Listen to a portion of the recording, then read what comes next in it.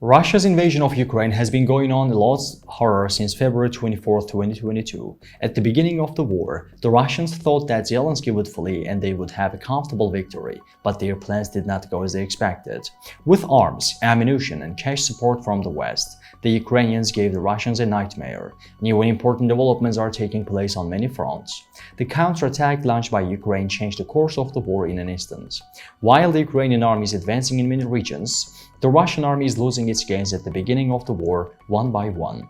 The Ukrainian army is able to organize effective attacks against the Russian army thanks to the weapons and ammunition it receives from the countries. In many territories under Russian occupation, important places such as command centers and ammunition depots belonging to the Russian army are targeted. Especially recently, the Ukrainian army has crossed its borders and organized major attacks on Russian territory. In the last 24 hours, the Ukrainian armed forces continued their offensive operations. The General Staff of the Armed Forces of Ukraine informed about these attacks in its latest report. According to the General Staff, over the past day, the Ukrainian Air Force carried out 6 strikes on the areas where Russian personnel are concentrated.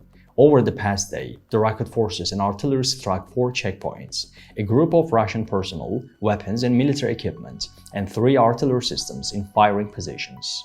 How do you think Ukraine's Western arms and ammunition purchases have affected the performance of its military?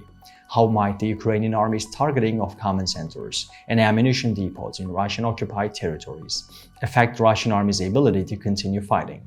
We look forward to your views.